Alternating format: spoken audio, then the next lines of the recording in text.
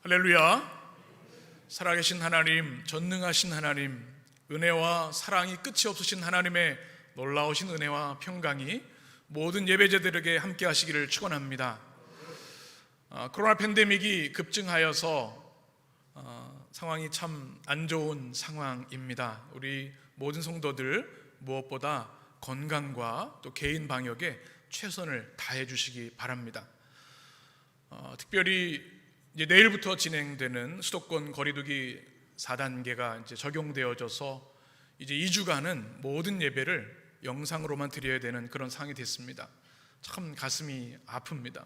우리 성도님 몇 분들도 현장에 나가 예배드리지 못해서 너무 속상하고 가슴이 아픕니다, 이런 말씀을 해주셨는데요. 하루속히 안정화될 수 있도록 기도해 주시고 우리 온전한 예배 회복이 될 수 있도록 꼭 기도해 주시기 바랍니다. 특별히 우리 환자들을 위해서 또 의료진들, 방역 당국을 위해서 기도해 주시면 좋겠습니다. 또 지난주에는 우리 장마와 폭우가 있어서 많은 우리 국민들이 시름하고 고통하고 있는데요, 그들을 위해서도 신속한 회복을 위해서 기도해 주시면 좋겠습니다. 무엇보다 주님의 몸된 교회, 우리 해린교회를 위해서 여러분 많이 기도해 주시면 좋겠습니다. 여러분 교회를 위해서 많이 기도하고 계시죠? 네. 뜨거운 마음으로 주님의 교회를 위해서 기도해 주시고 우리 성도들 한 사람 한 사람을 위해 기도해 주시기 바랍니다. 이 어려운 때에 주님께서 건강과 안전을 지켜주시고 믿음으로 승리할 수 있도록 여러분 꼭 기도해 주시기 바랍니다. 저도 목회에 이제 24년, 5년 돼야 가는데 이렇게 어려운 시절은 없었던 것 같아요. 주의 몸된 교회, 우리 해린교회를 위해서 꼭 기도해 주시고 또 우리가 성령 안에서 하나 되어서 이 어려움을 잘 이겨내야 될 줄 믿습니다. 이 어려운 때 우리 성도들이 정말 눈물로 헌신하고 또 충성하고 또 교회를 향한 사랑을 보여주셔서 얼마나 고마운지 모릅니다. 이런 기도를 합니다. 하나님, 생명을 걸고 사랑으로 주님의 교회를 지키고 붙잡고 있는 우리 성도들을 주님 축복해 주십시오. 주님의 능력으로 보호해 주시고 그들의 눈물의 헌신을 통하여 영광 받아 주옵소서. 만배의 복을 내려 주옵소서. 제 기도인데요, 하나님이 그렇게 해주실 줄 믿습니다. 어려운 상황이지만 우리는 반드시 이 어려움을 이기게 될 줄 믿습니다. 왜 그렇습니까? 우리 전능하신 하나님이 바로 지금, 아니 앞으로도 영원토록 우리와 함께 하시기 때문입니다. 세계 최고의 지성, 영성의 소유자라고 얘기하는 로안 윌리엄스가 어둠 속의 촛불들이라는 책에서 팬데믹 시대를 살아가는 그리스도인들에 대해서, 그리고 이 어려운 시대의 의미에 대해서 이렇게 설명하는 구절이 있습니다. 하나님은 여러분에게 이렇게 말씀하십니다. 지금 이 순간은 의미가 있단다. 이 순간에도 인간으로서 너는 조금 더 성장할 수 있어. 물론 움츠러들 수도 있지. 괜찮아. 어떠하든 나는 너를 사랑한단다. 내가 통제할 수 없는 상황에 있다고 해서 낙담하거나 두려워하지 말아라. 너는 내게 소중한 사람이란다. 그리고 너는 나에게 속해 있단다. 모든 일이 잘 돌아갈 때, 삶이 의미 있다고 느낄 때뿐만 아니라 의미 없다고 느낄 때, 모든 일이 잘 돌아가지 않을 때, 춥고 어둡고 앞날마저 불투명할 때 하나님의 말씀을 신뢰하는 것이 중요합니다. 그것이 신앙입니다. 모든 시간이 하나님의 것입니다. 우리의 시간은 하나님의 손에 달려 있습니다. 부활의 빛이 우리의 모든 역사를 감싸고 있습니다. 여러분 아멘이시죠? 코로나 팬데믹으로 인해서 많은 두려움에 시달릴 수 있습니다.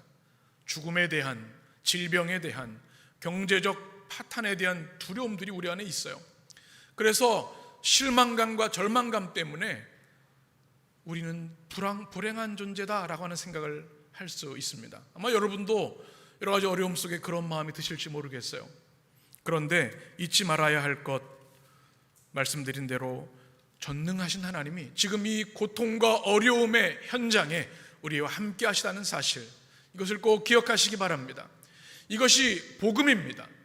어렵고 혼란한 시대에 우리가 붙잡아야 할 것은 무엇인가 하면 바로 우리 주 예수 그리스도의 복음, 그 복음의 능력과 은혜를 붙잡아야 되는 줄 믿습니다. 여러분, 복음이 무엇입니까? 사람들이 복음이 무엇이라 하면 여러분은 어떻게 설명하시겠습니까? 복음의 원어는 유앙겔리온입니다. 헬라어로 유앙겔리온, 좋은 소식이라는 뜻인데요, 이것은 아주 유일하고 강력한 메시지입니다. 여러분 한번 잘 생각해 보십시오. 고대 사회에 전쟁을 하면 그 전쟁의 승패에 따라서 그 민족의 운명이 결정됩니다. 그 장군이 이기면 그 백성들이 다 사는 거예요. 그런데 그 나라 장군이 지면요, 그 민족이 다 죽게 되는 거예요. 이 유앙겔리온이라는 소식은 우리 주 예수 그리스도가 우리의 대장 되셔서 이 땅의 모든 죄와 사망과 싸우셔서 승리하셨다라고 하는 승전보를 말하는 겁니다. 기쁨의 소식입니다. 그래서 우리의 예수님을 주님으로 믿는 모든 이들, 대장으로 믿는 모든 이들은 주님의 승리가 우리의 것이 되는 겁니다. 이것이 뭐예요? 복음입니다. 여러분, 이 복음의 능력과 은혜가 여러분 가운데 있게 되기를 원합니다. 또 이 유앙겔리온의 가장 중요한 본질이 뭔가 하면 그 전능하신 하나님, 천지를 창조하신 하나님, 우리를 위해 십자가에 죽으셔서 죄와 사망에서 구원해 주신 그 하나님이 지금도 함께 하시고 영원토록 함께 하신다는 사실, 이것이 뭐예요? 복음입니다. 이 혼란한 때에 이 복음의 본질, 복음의 능력을 든든히 붙잡는 여러분 되시기를 축복합니다. 그래서 이 복음을 붙든 자들은 상황과 환경이 힘들고 어렵다 할지라도 흔들림이 없습니다. 그 복음을 향해 그 삶이 정해져 있기 때문에 기도를 멈추지 않습니다. 하나님의 은혜를 사모합니다. 이 혼란한 때에 이 복음의 은혜와 능력을 온전히 사모하고 구하는 여러분 되시길 간절히 축복합니다. 이제부터 8주간 팔복의 말씀을 나눕니다. 느헤미야 강해를 마치고 이제 복음 중에 복음이라고 얘기하는 마태복음 5장에서 7장까지 산상수훈, 그 중에도 가장 중요한 말씀, 예수님이 8가지 복을 가르친 그 팔복의 말씀을 나눕니다. 왜냐하면 이 팔복의 말씀이 복음의 본질이고 복음의 능력이고 복음 중에 복음이기 때문에 그렇습니다. 여러분, 세상에서 이런저런 복에 대한 이야기를 합니다. 그러나 성경이 우리에게 말하는 진정한 복은 무엇일까요? 하나님이 말씀하시는 복은 무엇일까요? 여러분 지금 행복하십니까? 아마 이런저런 답이 있으실 것 같아요. 행복한 것 같기도 하고 어떨 때는 불행한 것 같아요. 그 기준과 근거가 무엇입니까?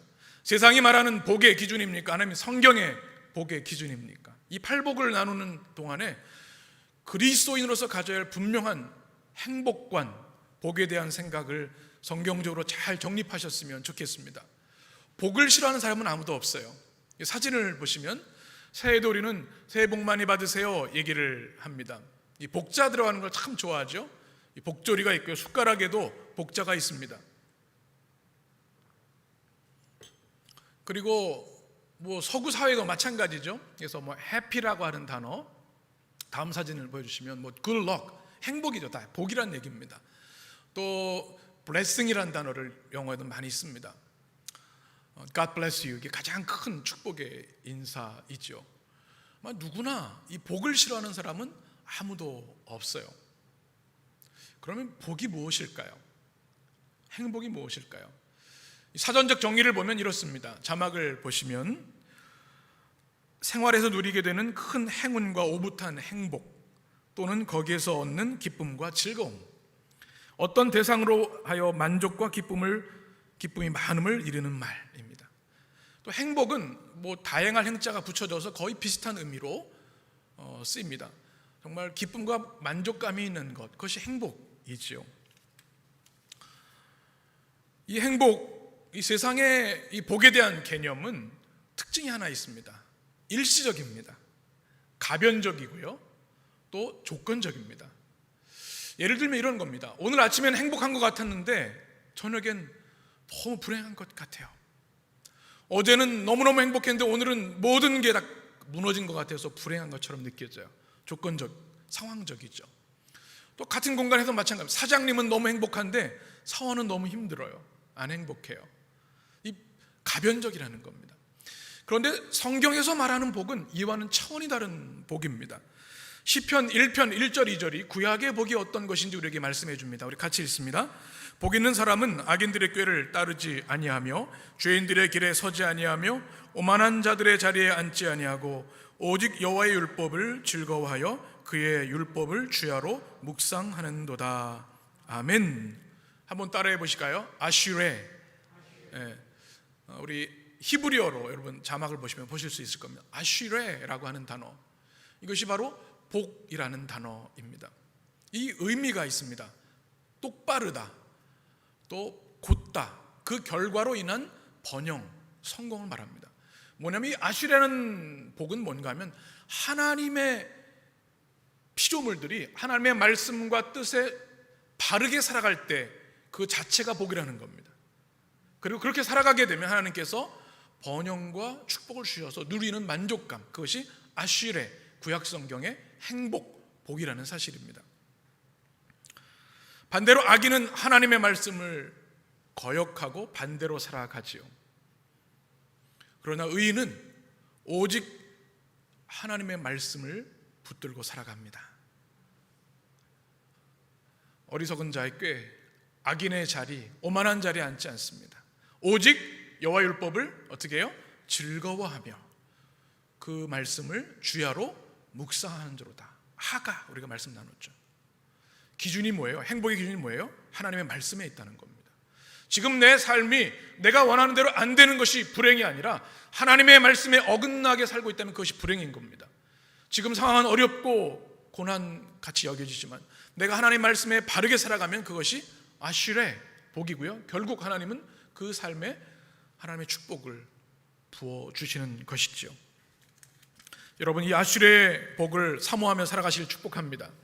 신약 성경에서는 바로 따라해 보실까요? 마카리오스, 헬라어를 한번 보시면 마카리오스, 이것은 심리적 행복, 또 물질적 복을 뛰어넘는, 우리가 누리는 복의 개념에 뛰어넘는 개념의 복을 마카리오스라고 합니다. 오늘 이 산상수훈 팔복에서 말씀하신 복 있는 사람은 말씀하실 때 이 복이 마카리오스입니다. 세상의 행복은 나에게 집중하지요. 내가 원하는 대로 되면 행복해요. 그런데 그렇게 되지 않으면 불행한 겁니다. 그런데 예수님 말씀하시는 이 마카리오스는 절대 불변의 행복을 말하는 거죠. 이 복은 우리가 만들어낼 수가 없어요.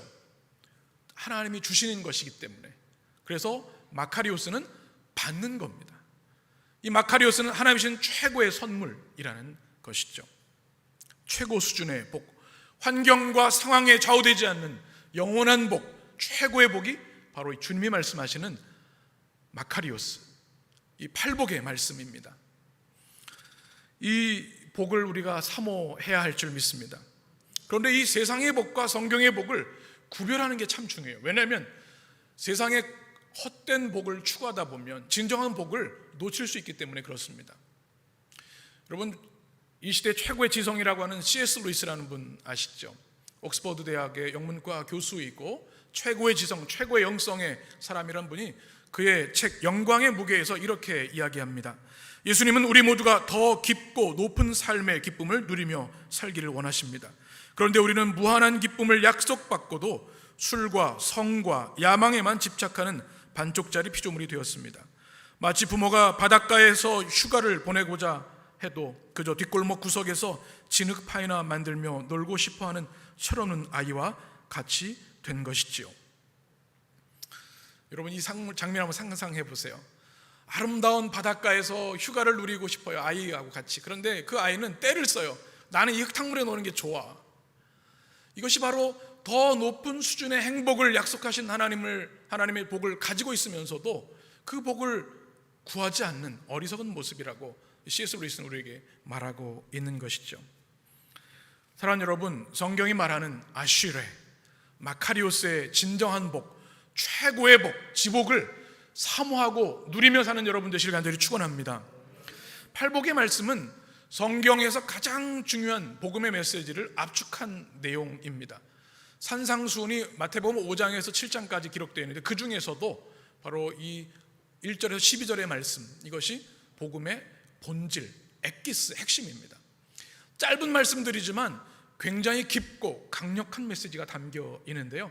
이제 이번 주부터 한 주 한 주 말씀을 나눌 때 여러분 마음에 새기시고 주님이 주시는 이 마카리오스의 복을 누리는 복된 인생들이 되시기를 축복합니다. 팔복의 말씀이 이렇게 시작됩니다. 1절과 2절 같이 읽습니다. 예수께서 무리를 보시고 산에 올라가 앉으시니 제자들이 나아온지라 입을 열어 가르쳐 이르시되. 아멘. 1절 2절을 우리 이렇게 나눴습니다. 이 팔복의 말씀 배경을 분명히 알아야 합니다. 말씀하시는 분이 누구예요? 예수 그리스도, 온 우주의 창조자이시고 인간의 몸을 입고 이 땅에 오신 주님의 권위로 이 말씀을 말씀하고 계세요. 말씀을 하시는 장소가 어디입니까? 산이죠. 산. 말씀을 잘 보면 산이에요. 사진을 한번 보시면 예수님이 팔복의 말씀을 하셨던 유대 갈릴리 지역의 한 공간입니다. 산이라는 의미보다는 이 오르라고 하는 헬라어는 이 언덕이라는 의미를 더 강하게 가지고 있습니다. 사람들이 많이 모일 수 있는 곳. 예수님이 마태복음 4장까지 보시게 되면 많은 병자들을 치유하시고 귀신을 내쫓을 때 수많은 군중들이 주님을 따랐습니다. 많은 사람들이 이 언덕에 앉아서 팔복의 말씀을 듣는 거죠. 성지순례를 가면 팔복 기념교회도 있죠. 우리도 나중에 코로나 끝나면 이제 성지순례 가서 이 팔복교회도 가보았으면 좋겠습니다. 그런데 중요한 것이 있습니다. 이 말씀을 듣는 청중이 누구인가? 1절에 보면 두 무리가 나와요. 첫 번째는 누굽니까? 첫 번째는 무리들입니다. 무리들을 보시고 라고 말씀하고 있어요. 그랬더니 1절 하반절에는 제자들이 나아오더라 이렇게 말씀하고 계세요. 이 무리와 제자를 잘 구분하는 게 중요합니다. 무리는 오클로스라는 단어로 쓰여 있어요. 많은 불특정 다수, 대중을 말합니다. 제자는 스승님께 배운 사람을 말합니다. 학생, 또 같은 스승에게 배운 제자를 말하죠. 어떤 차이가 있을까요? 이 마태복음 5장의 말씀 우리에게 중요한 질문을 던집니다. 여러분은 예수님 앞에 무리입니까? 제자입니까? 이 질문을 여러분 꼭 가슴에 품어보시기 바랍니다. 교회 안에는 우리 교회학자들이 얘기하는 4가지 그룹의 사람이 있다고 얘기를 합니다. 첫 번째는 관객입니다. 우리가 스펙테이터라고 하죠. 야구나 관중들이 있는 거죠. 콘서트를 보는 관객이죠. 우리 자막을 한번 보여주시면, 두 번째는 교인입니다. 우리가 철치고라고 얘기를 하죠. 교회 다니는 사람이에요. 교회 등록한 교인입니다. 관객들은 그냥 교회에서 무슨 일이 있나 이렇게 구경하는 거고요. 교인은 그래도 내가 이제 교회 다니는 사람이다라는 의미를 가지고 있는 사람이죠. 그 다음이 크리스찬입니다. 나는 그리스도의 사람이라고 하는 확증이 있어서 세례받은 그리스도인, 크리스찬입니다. 종교란에 크리스찬을 쓰죠. 그런데 그 마지막 단계가 뭔가 하면 제자입니다. 크리스찬은 은혜에 대해서 좋아합니다. 하나님 주시는 복이 좋아요. 그런데 십자가를 지는 것까지 나가지 않은 거예요. 제자는 주님의 말씀에 순종해서 십자가에서 그리스도와 함께 죽고 다시 살아 그리스도를 위해 살아가는 사람들이 제자입니다. 여러분, 무리입니까? 제자입니까? 무리는요, 예수님이 병을 고쳐줄 때 환호합니다. 천사를 보내고 큰 영광을 올려드려요. 그러나 그들의 기대가 끊어지면 예수를 십자가에 못 박아라, 십자가에 못 박게 하는 사람들이 무리입니다.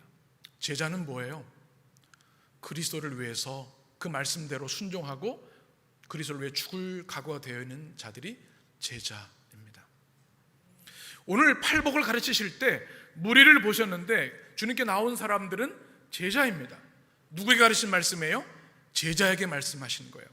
이제 마태복음 6장 7장을 보면 산상수훈에 그 제자의 폭이 점점 많아져서 무리들도 그 말씀을 듣게 되지만 첫 번째 청중, 주님이 의도하신 청중은 바로 제자라는 사실입니다. 왜 제자에게 예수님께서 이 팔복을 가르치셨을까요? 이 팔복이 복음의 본질이기 때문에 그래요.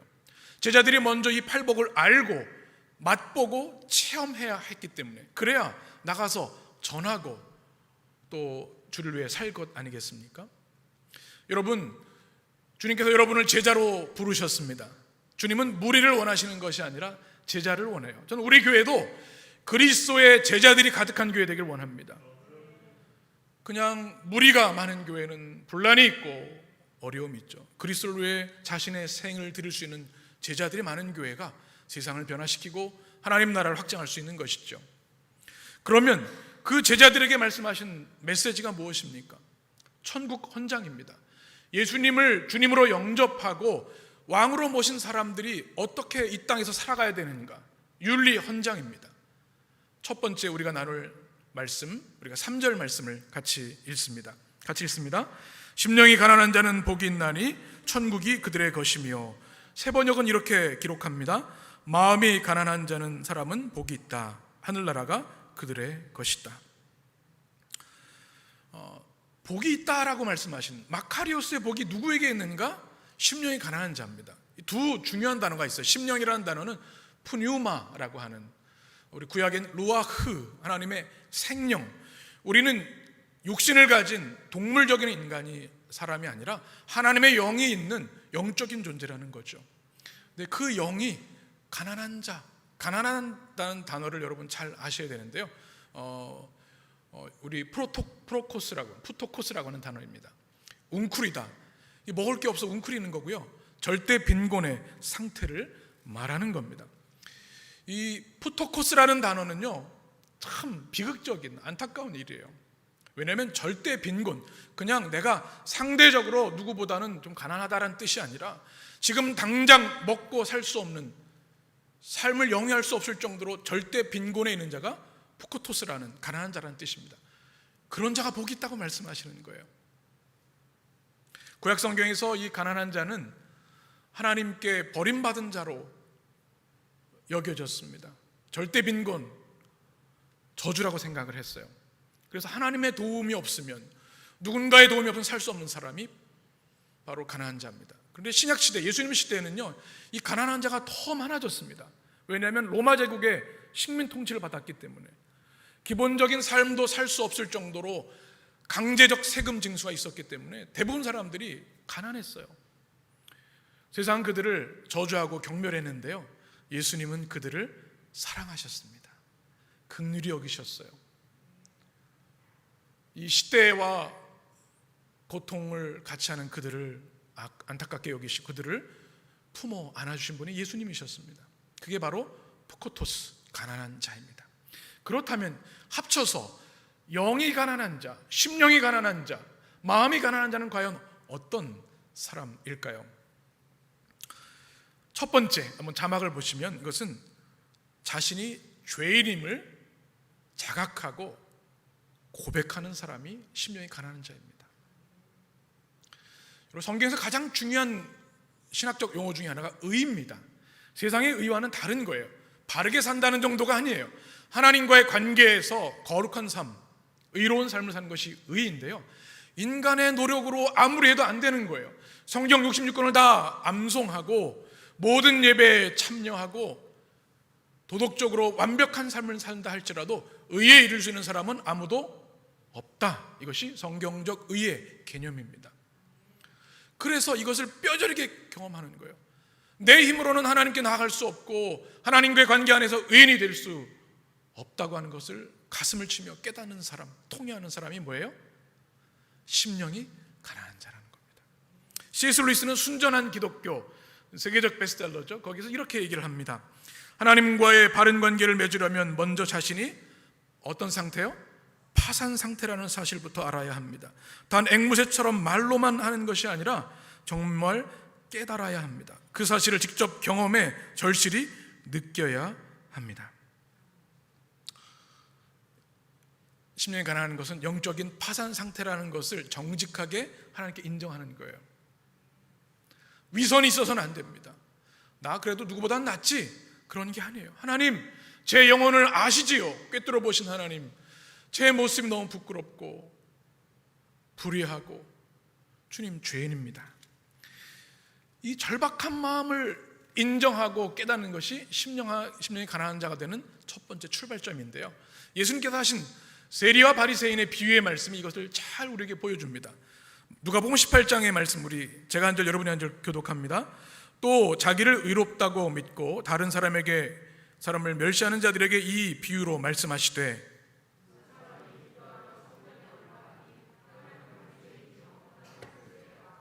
바리새인은 서서 따로 기도하여 이르되, 하나님이여, 나는 다른 사람들 곧 토색, 불의, 간음을 하는 자들과 같지 아니하고 이 세리와도 같지 아니함을 감사하나이다.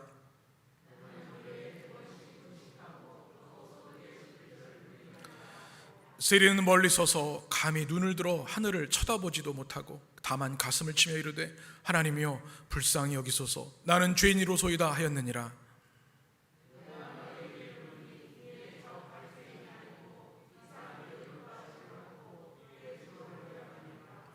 무릇 자기를 높이는 자는 낮아지고 자기를 낮추는 자는 높아지리라 하시니라. 아멘. 누가 심령이 가난한 자예요? 바리새인입니까? 세리입니까? 세리입니다. 바리새인은 자기 의로 충만했어요. 하나님, 저 불쌍한 죄인들 세리 같지 않게 된 것에 대해서 감사합니다. 자기가 심판주가 돼서 세리를 판단합니다. 세리는 어때요? 고개를 못 들어요. 하나님, 저 아시죠? 죄인입니다. 불쌍히 여겨주십시오. 누가 심령이 가난한 자예요? 세리입니다. 자기의 영적 파산 상태를 정직하게 인정하는 자, 그가 바로 심령이 가난한 자입니다. 우리가 신앙생활하면서 이것을 경계해야 합니다. 신앙생활을 오래 하다 보면 우리가 빠지기 쉬운 유혹이 있어요.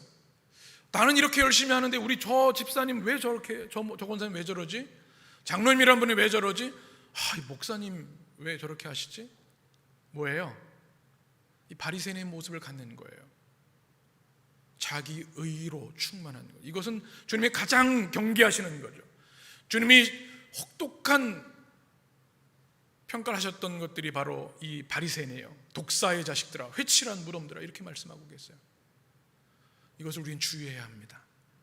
오직 우리를 심판하실 분은 하나님 한 분이시고, 우리는 다만 하나님 앞에 단독자로 겸손히 서는 것, 그것만 하면 됩니다.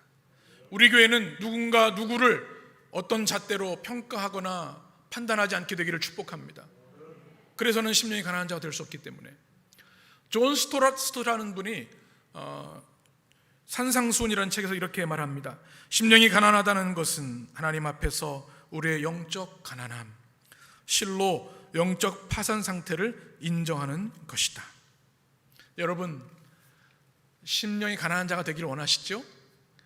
여러분도 이 세리처럼 영적인 파산 상태, 영적인 가난함을 하나님 앞에 정직하게 인정하게 되시기를 축복합니다. 심령이 가난한 자는 어떤 사람입니까? 그렇기 때문에 전적으로 하나님을 의지하는 사람입니다. 여러분, 우리가 크리스찬이라고 하고 교회 다닌다고 하지만 여러분 정말 전적으로 전심으로 하나님을 의지하는 삶을 살고 있습니까? 그렇지 못할 때가 있어요. 그런데 심령이 가난한 자는 하나님밖에 없습니다. 하나님께 전적으로 의존합니다. 여러분, 어린아이들을 한번 보시죠. 가난한 아이가 어떻게 살 수 있어요? 엄마 품에서만 살 수 있어요. 엄마 젖을 먹고 엄마가 돌봐주고 엄마가 품어주야만 살 수 있어요. 안 그러면 살 길이 없어요. 그래서 엄마한테 자신의 100%를 다 맡깁니다. 이게 뭐예요? 온전히 의지하는 것. 심령이 가난한 자 그런 거예요. 하나님, 내 힘으로는 살 수 없으니 하나님의 도우심과 은혜가 없으면 단 한순간도 하루도 살 수 없습니다. 이렇게 고백하고 실제로 하나님을 의지하는 자가 심령이 가난한 자입니다. 아멘이시죠? 존 칼빈은 이렇게 이야기합니다. 자기 자신은 아무것도 아닌 것으로 낮아지고 하나님의 자비에 의지하는 사람들만이 심령이 가난한 사람들이다. 여러분, 어떠신가요? 전적으로 하나님을 신뢰하는 심령이 가난한 자, 우리의 죄를 철저하게, 연약함을 주님 죄인입니다, 불쌍히 여겨 주옵소서 간구하는 심령이 가난한 자들이 되시길 간절히 축원합니다. 어떻게 그렇게 될 수 있을까요? 로마서 12장 2절에 이렇게 말씀합니다. 같이 읽습니다. 너희는 이 세대를 본받지 말고 오직 마음을 새롭게 함으로 변화를 받아 하나님의 선하시고 기뻐하시고 온전하신 뜻이 무엇인지 분별하도록 하라. 아멘. 이 세상의 헛된 것에, 허탄한 것에 마음을 빼앗기지 말아야 합니다. 우리 마음을 새롭게 해야 합니다. 변화되어야 합니다. 하나님 뜻이 무엇인지 분별해야 된다는 것이죠. 짐 포레스트는 이렇게 얘기합니다. 심령이 가난하다는 것은 소유할수록 행복해진다는 헛된 신화를 버리는 것입니다. 우리가 필요 이상으로 너무 많이 가지면 가장 중요한 것을 놓치는 경우들이 있습니다. 영혼을 잃어버리고 믿음을 잃어버리는 절망, 비극에 빠지게 된다는 것이죠. 허탄한 생각이 있다면 주님 씻어주십시오. 여러분, 기도하는 여러분 되시길 바랍니다. 또 어떻게 우리가 심령이 가난한 자가 될 수 있는가?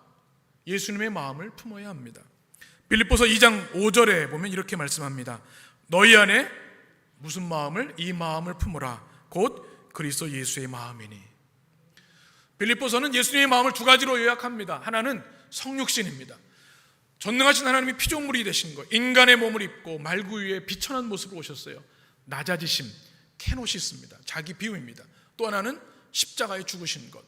모든 것을 내어주셔서 자기를 비우시고 온 인류에게 영생과 구원의 길을 열어주신 겁니다. 이 마음이 우리 가운데 있어야 돼요.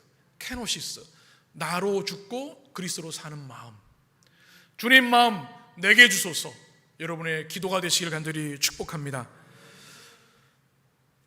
또 세 번째는 주님을 사랑하고 닮아가야 합니다. 여러분, 심령이 가난한 자가 되고 싶으시죠? 그러면 어떻게 해야 돼요? 주님 마음을 품어야 되고 주님을 닮아가야 합니다. 여러분, 예수님 닮아가시길 바랍니다. 예수님의 마음이 심령이 가난한 자의 마음이기 때문에 그렇습니다. 어떻게 그렇게 될 수 있어요? 사랑하면 됩니다. 여러분, 사랑하면요 다 주고 싶어요. 엄마가 아이에게 밥을 주면서 야, 너 오늘 내 말 안 듣고 마음에 안 드니까 5분의 1만 먹어. 그런 분이 있어요? 야, 더 먹어. 더 먹어. 예전에 이런 일이 있어요. 우리 아이들이 어느 날 엉뚱한 질문을 하더라고요. 아빠, 엄마, 우리 옷도 사주고 교복도 사주고 뭐 책도 사주고 돈 많이 들어가죠? 그래서 이 녀석이 철들었나 그랬더니 우리 아니었으면 엄마 아빠 더 먹고 싶은 거 마음껏 먹고 살 텐데 미안하고 고마워요 그러더라고요. 얼마나 기특한지. 야, 그 생각 잊지 말아라 제가 얘기를 한 적이 있어요. 한참 웃었어요, 아내랑. 여러분, 사랑하면요 계산하지 않아요. 주어도 더 주고 싶은 게 사랑하는 마음이에요. 우리 하나님을 사랑하시죠? 하나님께 더 드리고 싶은 게 우리들의 마음이에요. 더 드리고 싶은데 드릴 게 없어서 가슴 아픈 거죠. 두렙돈을 드린 과부처럼. 사랑하면 가난해집니다. 내 걸 주고 싶어 하기 때문에. 이것이 심령이 가난한 자죠. 예수님의 모습이 어떠셨어요? 실제적으로 가난한 삶을 사셨어요. 주님은 재산이 아무것도 없으셨어요. 뭐 집이 있으세요. 머리 들 곳조차 없다고 말씀하셨죠. 영성적 가난을 실천하셨어요. 모든 상황에 전능하신 분임에도 불구하고 무릎 꿇으셔서 기도하셨죠. 그리고 자발적 가난을 실천하셨습니다. 스스로 가난을 선택하셔서 우리를 부유하게 하셨습니다. 고린도후서 8장 9절에 이렇게 말씀합니다. 우리 주 예수 그리스도의 은혜를 너희가 알거니와 부유하신 이로써 너희를 위하여 어떻게 해요? 가난하게 되심은 그의 가난하심으로 말미암아 너희를 부유하게 하려 하심이라. 아멘. 이 멋진 주님이 우리의 주님이신 줄 믿습니다. 모든 것을 가지신 부유하신 주님이 우리를 위해서 가난해지셨어요. 인간의 몸을 입고 오셨고 십자가에 죽으셨어요. 그로 인해 우리를, 주님을 만나는 모든 이들을 부유한 자로 만들어 주셨죠. 이것이 자발적 가난의 실천입니다. 우리 하나님의 백성들이 이렇게 살아야 될 줄 믿습니다. 이 땅에 끝없이 재산과 명예를 쌓아가는 것이 아니라 하나님 나라를 위하여 절제하고 절약해서 하나님을 위하여, 또 하나님이 긍휼히 여기는 이들을 위하여, 주님 나라와 교회를 위하여 헌신한 우리들이 되어야 될 줄 믿습니다. 나의 부르심이라는 찬양을 참 좋아합니다. 스캇 브레너 목사님의 찬양이죠. 영어 제목이 This is my destiny, 이것이 나의 운명입니다라는 제목인데요, 가사가 이렇습니다. 나의 부르심, 나의 영원한 소망, 예수님의 형상을 담는 것. 나의 목적, 나의 높은 부르심, 세상을 뒤로하고 주 위에 사는 것. 덮으소서 주 거룩한 품에 품으소서. 이곳이 나 속한 곳, 오 예수 이끄소서. 주 얼굴 보기 위해 은밀한 곳으로 내가 나아갑니다. 나의 부르심, 나의 영원한 소망, 예수님의 형상을 담는 것. 여러분, 여러분의 소원이 무엇입니까? 우리 그리스도의 이름으로 구원받은 우리들의 소원은 주님 닮는 것 하나가 우리 인생의 목적이고 운명인 줄 믿습니다. 이것이 심령이 가난한 자의 소망입니다. 주님 닮는 것. 여러분, 그런 은혜가 있게 되기를 축복합니다. 오늘 3절에 보면 주님은 심령이 가난한 자에게 놀라운 복을 약속하고 계십니다. 3절을 같이 읽습니다. 심령이 가난한 자는 복이 있나니 천국이 그들의 것임이요. 천국이라는 단어가 자막을 보시면 해 바실레이아 톤 우라논이라는 단어로 쓰여져 있습니다. 우리 천국이란 말을 많이 쓰죠. 하늘 천자, 나라 국자입니다. 헬라어로는 우라노스, 천, 하늘. 이것은 위치, 공간적 의미보다는 하나님이 통치하시는 가장 높은 곳을 말하고요, 이 나라라는 바실레이아라고 하는 것은 하나님의 통치, 우리가 그래서 Kingdom of God, 또 Reign of God 이렇게 얘기를 합니다. 하나님의 의와 평화와 사랑, 정의가 가득한 나라, 바로 하나님 나라 바실레이아입니다. 여러분, 이 나라를 우리는 모두 소유하고 있습니다. 아멘이시죠? 예수님이 우리의 왕이 되실 때, 바실리우스 왕이 되실 때 바실레이아 천국을 우리는 누리게 되기 때문에 그렇습니다. 이 하나님의 나라 천국이 우리에게 있습니다. 이것을 우리는 기뻐하고 감격해야 할 줄 믿습니다. 제가 미국에서 유학할 때 우리나라가 잘 알려지지 않은 것 때문에 많이 속상했던 기억이 있습니다. 미국 친구들이 물어요. 너 어디서 왔냐? 그러면 코리아에서 왔다 그러면 South or North 그러는 거예요. 북한과 남한도 구별 못할 때였어요. 그 당시에는. 그리고 위축되더라고요. 캐나다에서 목회할 때도 기억이 납니다. 그런데 캐나다에서 목회할 때 기억나는 것 중에 하나가, 이 캐나다 시민권이 없는 분들이 캐나다 시민권을 가진 사람을 너무너무 부러워하는 거예요. 의료, 세금, 교육, 엄청난 혜택들이 있거든요. 그런데 천국 시민권은 이것과 비교할 수 없는 것이죠. 우리의 생명과 영원한 운명이 달려있는 것이기 때문에, 여러분, 하나님의 나라 바실레이아 천국이 우리에게 소유된 것을 인하여 감사하며 기뻐하며 사시기를 간절히 축복합니다. 우리가 천국을 기억할 때 두 가지 천국을 기억해야 합니다. 첫 번째는 현재의 천국입니다. 예수님이 하신 선포의 말씀이 뭐냐면 천국이 가까웠느니라. 오늘 성경에도 천국이 그들의 것입니다 할 때 에스틴이라는 동사가 현재 동사입니다. 심령이 가난한 자는 이미 천국을 소유했다는 의미를 가지고 있는 거죠. 우리가 죽어서만 가는 천국을 생각할 때가 많아요. 그러나 예수님이 이 땅에 오심으로 이미 천국이 이 땅에 시작되었습니다. 그리고 주님을 왕으로 모시는 바실리우스, 바실레이아들은 이 땅에서 천국을 누려요. 주님이 우리의 왕이 되셔서 우리를 완전히 통치하시기 때문에, 하나님의 사랑과 공의가 우리 안에 머물고 있기 때문에, 그래서 예수 믿는 사람들이 모이면 그곳이 천국이 되는 거죠. 가족이 천국이 되는 거고요, 예수 믿는 이들이 모이면 이 교회가 천국이 되는 겁니다. 여러분이 이 은혜를 누리며 살게 되시기를 축복합니다. 또한 우리는 이 나라를 확장하기 위해 힘써야 합니다. 폭력과 차별과 기여와 가난과 질병이 있는 곳에 하나님의 공의와 사랑과 치유가 있도록 일하는 것, 킹덤 메이커가 되는 것이 이 땅에 있는 우리의 목적이라는 사실을 기억하셔서 하나님 나라 확장하는 여러분 되시길 축복합니다. 그러나 주님이 가르치신 이 천국은 우리가 죽어서 가는 영원한 천국임을 또 우리는 반드시 기억해야 합니다. 요한복음 14장 1절에서 3절 이렇게 말씀하죠. 같이 읽습니다. 너희는 마음에 근심하지 말라. 하나님을 믿으니 또 나를 믿으라. 내 아버지 집에 거할 곳이 많도다. 그렇지 않으면 너에게 일렀으리라. 내가 너희를 위하여 거처를 예비하러 가노니 가서 너희를 위하여 거처를 예비하면 내가 다시 와서 너희를 내게로 영접하여 나 있는 곳에 너희도 있게 하리라. 아멘. 천국은 어떤 나라입니까? 예수님이 계신 것이고 예수님이 통치하시는 것입니다. 이것이 우주 어디고 무슨 금성 어디 그런 의미가 아닙니다. 우리 눈에 보이는 세계를 초월한 하나님의 나라에, 주님이 왕으로 통치하시는 그곳에 내가 너희도 거기 있게 하려고 먼저 간다. 그곳에 하나님 나라에 너희를 위한 거처를 예비하러 간다. 죽음 후에 예비하신 영원한 천국을 주님은 약속하고 계십니다. 여러분, 이 신앙이 분명해야 합니다. 천국의 소망, 확신이 분명해야 합니다. 그래야 세상의 유혹과 사단의 공격에 넘어지지 않을 수 있습니다. 여러분, 오늘 밤 하나님이 부르시면 천국에 갈 자신이 있습니까? 아멘이 되셔야 합니다.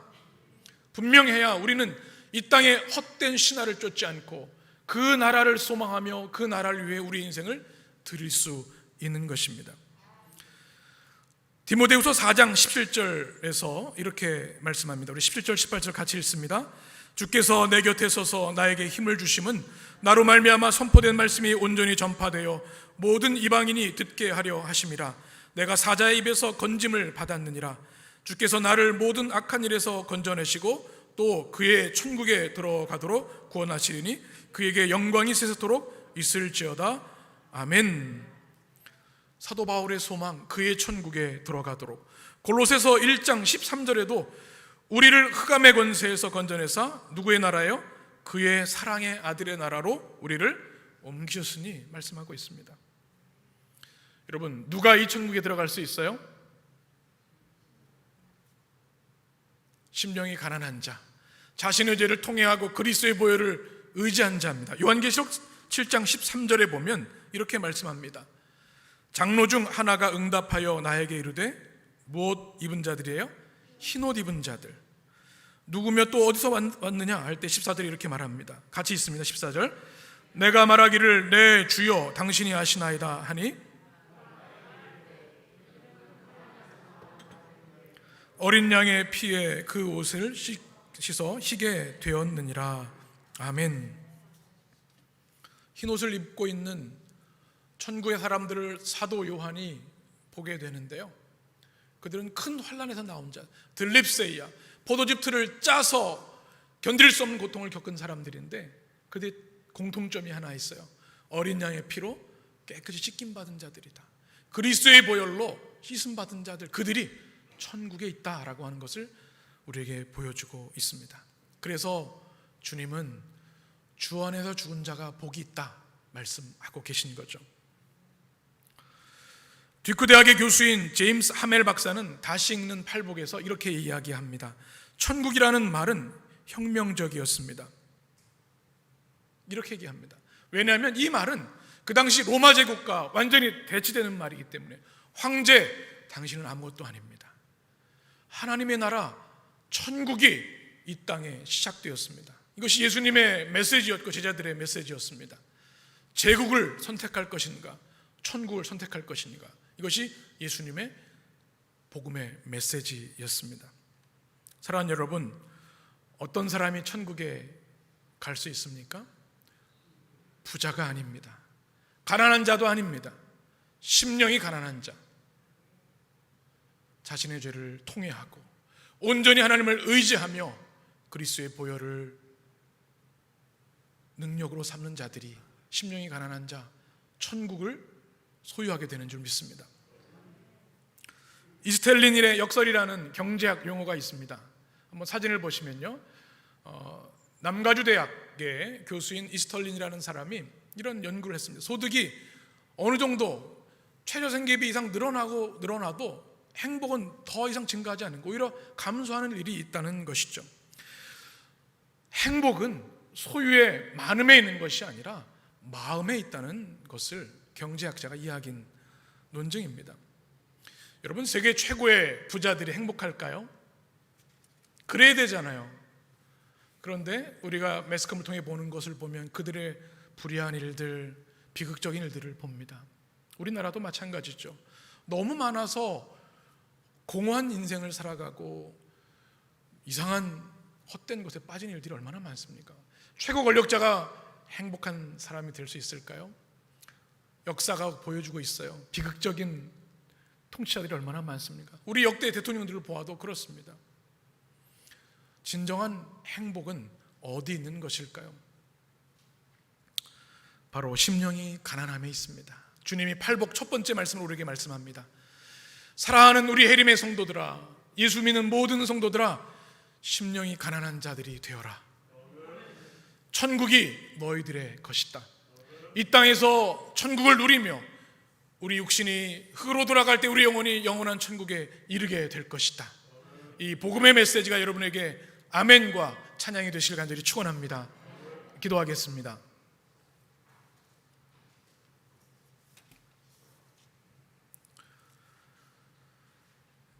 내 손에 아무것도 드릴 것 없어 오직 주님의 십자가에만 매달립니다. 벌거벗은 나, 주님께서 옷 입혀주시기를 바라며 나아옵니다. 의지할 곳 없어 주님의 은혜를 기대합니다. 더러운 나, 샘으로 달려갑니다. 주님, 나를 씻어주소서. 그리하지 아니하시면 내가 죽겠나이다. 참 좋으신 하나님, 오늘 주신 말씀, 심령이 가난한 자는 복이 있나니 천국이 그들의 것이며, 이 말씀의 아멘으로 승리하는 복된 성도들 되게 하여 주옵소서. 예수님의 이름으로 기도합니다. 아멘.